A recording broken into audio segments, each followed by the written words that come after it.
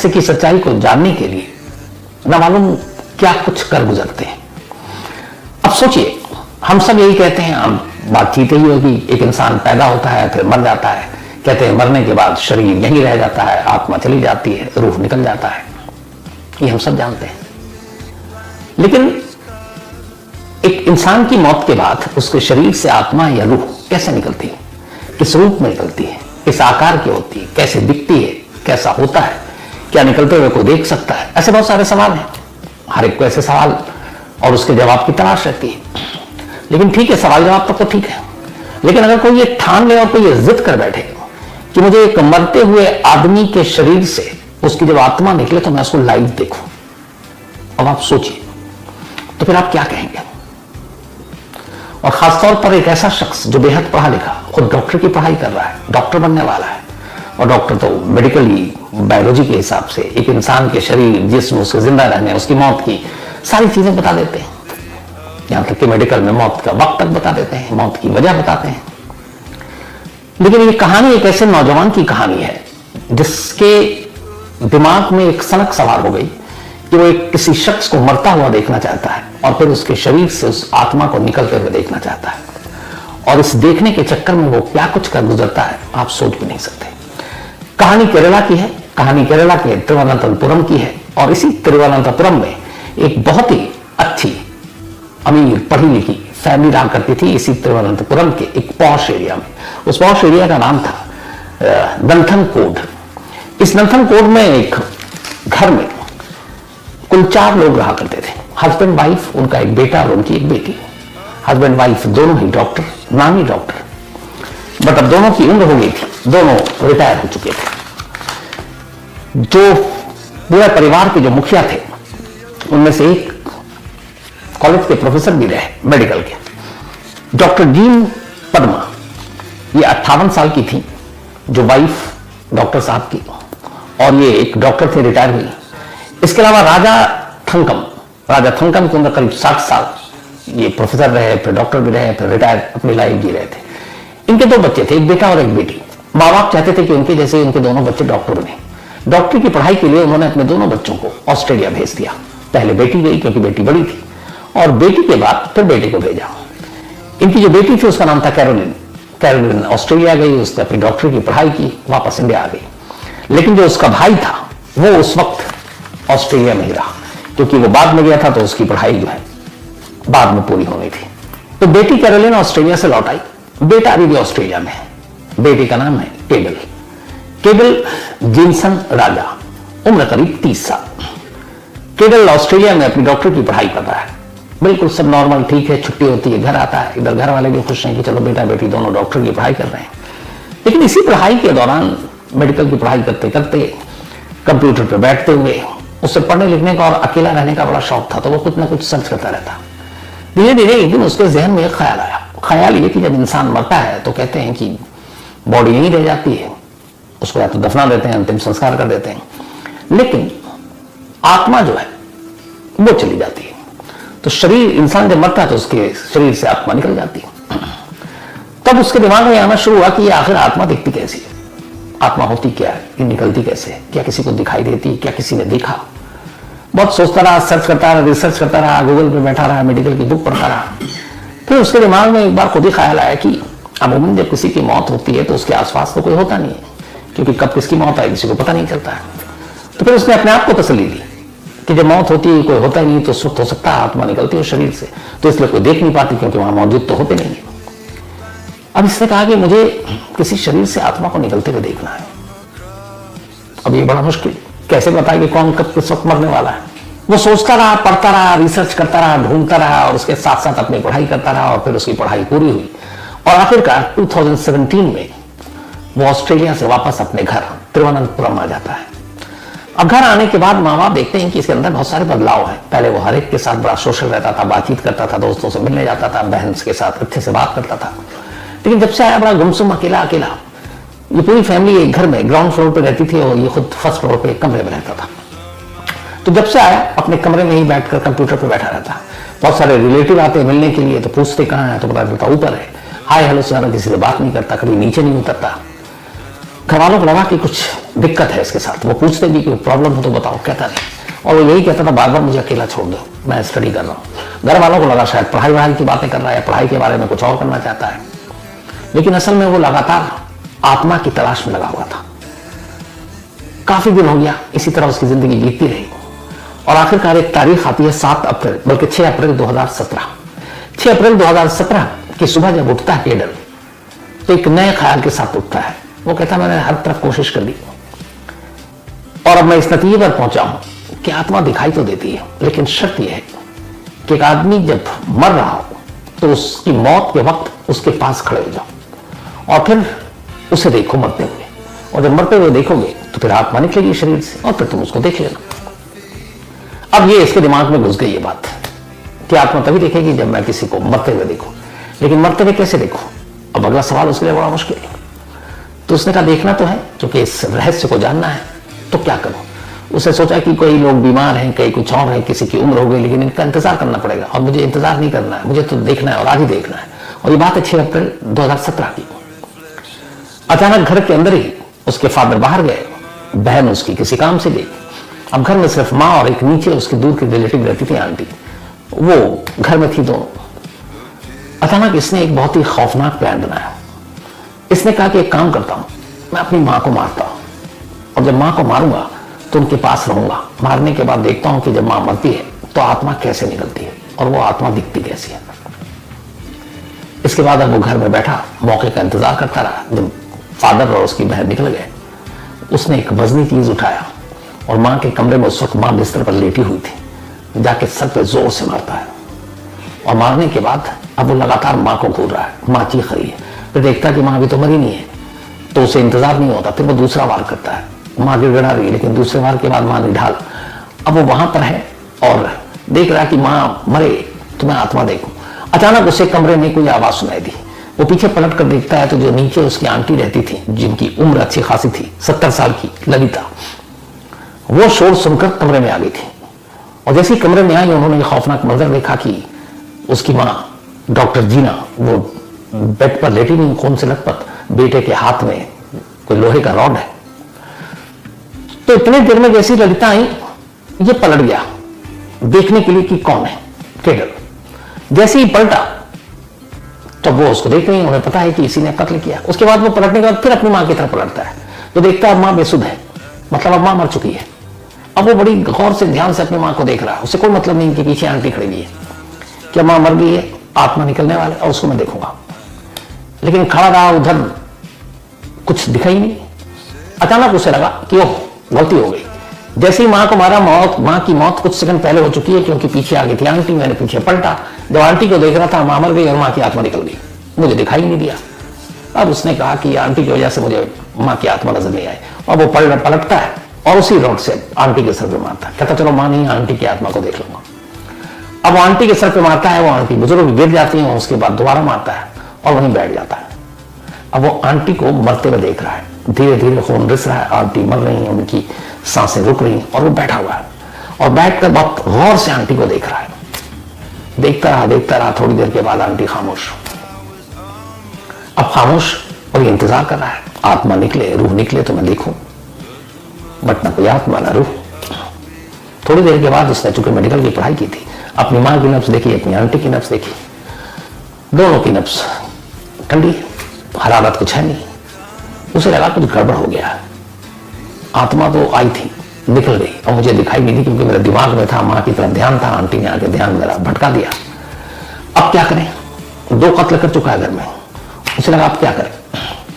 उसने कहा ठीक है, पापा आने वाले होंगे, पापा को मार के उनकी आत्मा देखेंगे। अब आराम से दोनों लाशों को छोड़कर नीचे आकर चुपचाप बैठ गया, इंतजार करने लगा। करीब 1-1.5 घंटे के बाद पापा घर में दाखिल होते हैं। जब घर में दाखिल होते हैं तो अचानक पीछे से उनके सर पर एक जोर से वही लोहे का रॉड मारता है। पापा सर पकड़कर जमीन पर गिर जाते हैं। उन्हें यकीन ही नहीं हो रहा कि उनका बेटा उन पर हमला कर रहा है। वो भी गिड़गिड़ाते हैं, ये क्या है? उसे को मतलब नहीं, वो दोबारा मारता है और मारने के बाद वहीं पर बैठ जाता है। उसे पता है कि पापा उठने वाले नहीं है। अब बैठा हुआ है, बड़ी ध्यान से देख रहा है कि पापा की आत्मा निकलेगी, ये देखो। बैठा रहा, पापा की जान निकल गई, धड़कनें रुक गई, लेकिन आत्मा दिखाई नहीं। उसे लगा ये क्यों हो रहा है ऐसा, पापा भी मर गए, मां को भी मारा, आंटी को भी मारा, आत्मा तो दिखाई नहीं दी, कुछ तो गड़बड़ है। फिर उसने कहा चलो एक चौथी कोशिश करते हैं, सिस्टर आने वाली है घर पे, सिस्टर को मारते हैं, शायद उसकी आत्मा दिखाई दे। अब वो दोबारा घर में इंतजार कर रहा है। थोड़ी देर के बाद सिस्टर आई, दरवाजा खुला, जैसे ही अंदर आई उसने सिस्टर को भी उसी लोहे के रॉड से मारा। सिस्टर गिर गई, हैरान, भाई से उम्मीद ही नहीं थी। फिर दोबारा मारा, सर से खून गिरने लगा, सिस्टर नीचे गिरी हुई है। अब वो उसके करीब बैठकर उसको बड़ी हसरत से देख रहा है और देख रहा और इंतजार कर रहा है कि कम से कम इसकी आत्मा तो दिखाई दे जाएगी मुझे। बैठा रहा, बहन तड़पती रही, खून रिश्ता रहा, लेकिन जिस चीज के लिए वो बैठा हुआ था वो दिखाई नहीं दी, वो थी अपनी उसकी बहन की आत्मा। हालांकि उसने एक एक कर 4 कत्ल किए, तो कानून की भाषा में अगर देखें तो ये सीरियल किलर नहीं कहलाएगा। लेकिन इसी पे याद आया कि कुकू एफएम के ऑडियो लर्निंग प्लेटफॉर्म पर एक सीरियल किलर की कहानी है, decoding Raman Raghav, India first serial killer. कहा जाता है रमन राघव जो है इंडिया का पहला सीरियल किलर है। तो कुकू एफएम के ऑडियो लर्निंग प्लेटफॉर्म पर रमन राघव की पूरी कहानी, सीरियल किलर कैसे बना, क्या दिमाग में चलता था, decoding Raman Raghav, India first serial killer की कहानी है, तो जरूर सुनिए। कुकू एफएम एक बेहद तेजी से बढ़ता हुआ ऑडियो लर्निंग ऐप है और लाखों लोग इसको सुन रहे हैं और इससे कुछ ना कुछ नया सीख रहे हैं, आगे बढ़ रहे हैं। अगर आपने अब तक कुकू एफएम की ऑडियो बुक नहीं सुनी है तो अब आपके लिए कुकू एफएम ने 7 दिन का फ्री ट्रायल शुरू किया है। इन 7 दिनों के दौरान आप पूरे प्लेटफॉर्म पर कोई भी शो सुन सकते हैं, जिसमें 5000 शो शामिल है, बल्कि 5000 से ज्यादा है, बिल्कुल मुफ्त। ऑफर बहुत तगड़ी है, तो अपने दोस्तों को और फैमिली मेंबर्स को भी ये जरूर बताना। थोड़ी देर के बाद उसने देखा कि बहन भी शांत हो गई। अब उसे बड़ा अजीब लगा कि चारों को मारा, चारों में से किसी की आत्मा दिखाई नहीं दी। फिर खुद ही अपने आप से बात करके वो खुद को दिलासा दे रहा है कि हो सकता है आत्मा उसी वक्त नहीं निकलती है, थोड़ा वक्त लेती है, शरीर के अंदर रहती है और कुछ घंटे बाद या हो सकता है 1 दिन बाद शरीर को छोड़ती हो, क्योंकि शरीर के साथ लगातार रहती है, अचानक क्यों छोड़ दे।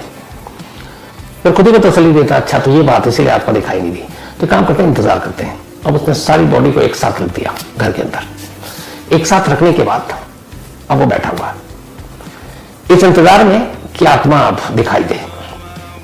घर के अंदर है, दोपहर से शाम हो गई, रात हो गई, खाना पीना कुछ नहीं, बॉडी के पास बैठा हुआ है। पूरी रात बैठा रहा, सोया तक नहीं, आत्मा दिखाई नहीं दी। अगले दिन सुबह पड़ोसियों ने अक्सर बातचीत होती थी, घंटी बजाई, ये वापस गया। जाना नहीं चाहता था कि कहीं आत्मा ना निकल जाए, लेकिन मजबूरी में यही था कि घर में 4 लाशें पड़ी है। गया, उन्होंने कहा कहाँ है सब, उसने कहा कहीं सब बाहर गए दूसरे शहर में। तो उन्होंने कहा हमेशा जानते थे कि बेटा खाना वाना, तो बोला नहीं खाना हमारा कहीं और से आ रहा है, टाल दिया। वापस घर के अंदर फिर से लाश के पास बैठा हुआ है। पूरा दिन निकल गया, दूसरा, कोई आत्मा दिखाई नहीं दी। अब तीसरा दिन आ गया, तीसरे दिन में लाश के पास बैठा हुआ है। अब चूंकि लगभग 72 घंटे हो गए, लाश के अंदर से बदबू आने लगी। अब इससे भी बदबू आने लगी तो ये लाश से थोड़ा थोड़ा दूर होता गया, आत्मा दिखाई नहीं दी। उसने लगा कुछ गड़बड़ है। फिर अचानक उसे ख्याल आया कि अगर ये बदबू पड़ोस तक पहुंचेगी तो भेद खुल जाएगा, क्या करें। अब वो घबरा गया, क्या आत्मा के लिए सबको मांग डाला, आत्मा तो दिखाई नहीं दी, अब यहाँ 4 लाशें हैं, पता चल जाएगा तो क्या होगा। फिर उसने कहा अच्छा, चाकू लेकर आया, चारों लाशों के टुकड़े किए। टुकड़े करने के बाद उस पर पेट्रोल और तेल डाला, कुछ घर के गद्दे वद्दे सब लाश के पास रखा और एक जो उसका कभी कभी वो पंचिंग बैग होता है घर में, उसने उस पंचिंग बैग को भी वहां पर रख दिया ताकि ये लगे कि ये उसकी भी लाश थी। अब ये सारी चीजें करने के बाद उसने 9 अप्रैल 2017 की बात है, 6 अप्रैल को उसने 4 कत्ल किए थे आत्मा देखने के लिए। अब 3 दिन हो गए, 9 अप्रैल 2017। जब बदबू आने लगी, सारे लाश के छोटे छोटे टुकड़े किए उसने, उसके बाद उस पर पेट्रोल डीजल डाला, तेल डाला और सारे गद्दे वद्दे रखे और आग लगा दी। उसे लगा आग लग जाएगी घर के अंदर, पता भी नहीं चलेगा। लेकिन अब उसने इतनी सारी चीजें रख दी थी और इतना पेट्रोल डीजल कि आग के शोले जो है ऊपर तक पहुंचने लगे, छत तक। जब आग तेज हुई तो वो घबरा गया कि इस आग में तो मैं भी मारा जाऊंगा। तो अचानक डर के मारे वो 9 अप्रैल को आग लगाने के बाद चुपचाप घर से बाहर निकलता और चला जाता है। इधर घर से जब धुआं और शोले उठने दिखाई दिए, पड़ोसियों को नजर आई, उन्होंने फौरन फायर ब्रिगेड को फोन किया, पुलिस को फोन किया, पुलिस की टीम आई, फायर ब्रिगेड ने आग बुझाई। आग बुझाने के बाद अब घर के लोग सब गायब। तब ये कि कहीं कोई हादसा हुआ, जल ना गया हो, और उसकी कोशिश यही थी, यही दिखाने की कि हादसे में सब मारे गए। तो खैर आग बाग बुझी। अब उस आग बुझाने के बाद जब पुलिस की टीम मौका वारदात पर पहुंची घर में, तो उन्हें मांस के लोथड़े नजर आए। उन्होंने कहा ये क्या है। खैर जितने मिले जो जले नहीं थे उन सबको कलेक्ट किया। कलेक्ट करने के बाद उसको हॉस्पिटल भेजा। पता चला ये इंसानी मांस के लोथड़े। अब बड़ी अजीब बात थी। तो पहले ये हुआ कि आग से तो जलता है, कटता तो है नहीं। तो फिर फॉरेंसिक के पास भेजा तो पता चला कि ये काटा गया है। तो पुलिस को लग गया कि ये हादसा नहीं बल्कि मर्डर है। और जो काटा गया है वो उसमें ये भी है कि ये जलने से, आग लगने से पहले की ये सारी चीजें मौत हो चुकी है। अब पुलिस ने जब सारी चीजें देखी सारी, तो ये हुआ कि 4 घर में लोग रहते हैं, एक नीचे वाली मिलाकर 5। तो अगर ये मर्डर है तो फिर एक घर का कोई गायब होगा। तो फिर पड़ोसियों ने बताया कि उन्होंने 2 दिन से घर के बाकी लोगों को नहीं देखा, ना डॉक्टर साहब को, ना उनकी वाइफ को, ना उनकी बेटी को, ना आंटी को। सिर्फ वो बेटा दिखाई दिया था और उन्होंने खाने वाने का पूछा था, उन्होंने मना कर दिया। तो पुलिस को लगा कि अच्छा केडर वही एक मिसिंग है। तो पहला शक उसी पर। ये बात है 9 अप्रैल 2017। वो गायब 10 अप्रैल को पूरे केरल में, बाकी जगह पर भी ये खबर 4 लोगों के घर में मौत, जलने से पहले लाशों के टुकड़े, पूरे केरल में एकदम हेडलाइंस थी हर न्यूज चैनल पर।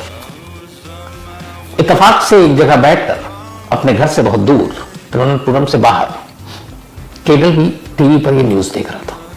जब से न्यूज देखा कि पुलिस पहुंच गई और अब ये हो गया कि ये 4 मर्डर है और उसके बाद आग लगाई गई है, वो अचानक शॉप से उठता है जहां बैठा हुआ था। वो वापस तिरुवनंतपुरम पहुंच जाता है और अपने घर पहुंचा। पुलिस उसी का इंतजार कर रही थी। पुलिस उसे पकड़ती है, ले जाती है, पूछती है कि ये क्या है। पुलिस को लगा बातें होंगी, वो कुछ और कहेगा, हम कुछ और पूछेंगे। उसने हंसते हुए कहा इन 4 कत्ल के लिए मैं जिम्मेदार हूं। पुलिस हैरान कि कैसा कातिल है। मैं पूछा तुम कहां थे। उसने बोला 9 अप्रैल को मैं यहीं था, मैंने मारा। 6 अप्रैल को 9 को आग लगाई। आग के शोले बहुत ज्यादा बढ़ गए, मुझे लगा कि मैं भी जल जाऊंगा। मैं निकल गया। फिर मैं डरा भी कि पता नहीं पुलिस पकड़ेगी, तो मैं इस शहर को छोड़कर चला गया। तो बोला आए क्यों। बोला मैंने टीवी पर न्यूज देखा तो जब ये देखा कि 4 लोगों का कत्ल मर्डर है, तो फिर मैंने कहा मुझे आना चाहिए और बताना चाहिए, तो मैं इसलिए आ गया हूं। अब पुलिस हैरान कि एक कातिल शहर से दूर है और टीवी पर देखकर खुद ही आ रहा है और पुलिस के पास कह रहा है कि मैं ही। अब जब उसने एक्सेप्ट कर लिया तो पुलिस ने उससे पूछा तुमने किया क्यों। वो मुस्कुराया, बोला ये सब मेरे माँ बाप, मेरी सिस्टर, मेरी आंटी थी, मेरी कोई दुश्मनी नहीं थी, और मुझे आत्मा देखना था। पुलिस क्या देखना था। जब उसने कहा कि मुझे आत्मा देखना था, मुझे रूह देखनी थी, पुलिस वालों को कुछ समझ में नहीं आया कि ये क्या है। ये कत्ल करके भागता है, अगले दिन लौट आता है, कहता है मैंने ही कत्ल किए, और कहता है मुझे आत्मा देखनी है। अब पुलिस को लगा कि इसकी दिमागी हालत का पता नहीं। साइकेट्रिस्ट और बाकी लोगों को बुलाया गया। उन सबके सामने उसका यही बयान कि इन 4 को मैंने मारा। मारने के बाद मैंने एक-एक कर बारी से मारा। हर एक के पास बैठा रहा कि उनके शरीर से आत्मा निकलेगी, मैं देखूंगा, लेकिन कोई आत्मा ही नहीं निकली। तो इसलिए जब आत्मा नहीं निकली तो मुझे एक के बाद एक 4 लोगों को मारना पड़ा। अगर पहले ही मौत के बाद, यानी मेरी मां की मौत के बाद मुझे आत्मा दिखाई दे जाती तो मैं अपने फादर, अपने सिस्टर या अपनी आंटी को नहीं मारता, लेकिन वो दिखाई नहीं दी तो मैं एक-एक कर सबको मारता गया क्योंकि शायद आत्मा दिख जाए, पर दिखा नहीं। मैं 3 दिन तक बैठा रहा, इंतजार करता रहा कि शायद आत्मा लेट निकलती है, तब भी नहीं निकली। जब बदबू आने लगी तब मेरे पास और कोई रास्ता नहीं था। फिर मैंने लाश के टुकड़े किए और आग लगा दी। और ये सारी चीजें वो हंसता हुआ बोल रहा था। पुलिस भी उसकी बातें सुनकर उसके करीब बैठकर डर गई थी कि कैसा है नौजवान। खैर बाद में उसकी साइकेट्रिस्ट बाकी लोगों से वो हुआ, फिर ये पता चला कि इसके दिमाग में कुछ खुराफात है। लेकिन 4 कत्ल के मामले में उसको पकड़ा गया, जेल भेजा गया, मुकदमा अब भी जारी है। तो ये थी आज की कहानी। तो कहानी खत्म करूं वही अपना सिलसिला। और हाँ, फिर आपको याद दिला दूं कि आज ये कहानी और ये बर्थडे विश कल से मैं, चूंकि आज देर रात ही मैं निकल जाऊंगा, फ्लाइट है लेट नाइट की, तो कल से कहानी तो होगी क्योंकि आपका बहुत ख्याल रखता हूं। तो आपके लिए सारी कहानियां मैंने रिकॉर्ड कर दी जब तक मैं छुट्टी पर हूं। लेकिन बस बर्थडे विशेष और मैरिज एनिवर्सरी की विशेष लौटने के बाद, पर कहानी वैसी। तो आज लेकिन विशेष हैं सभी की। आज दिविजा मेहता, इनका बर्थडे है।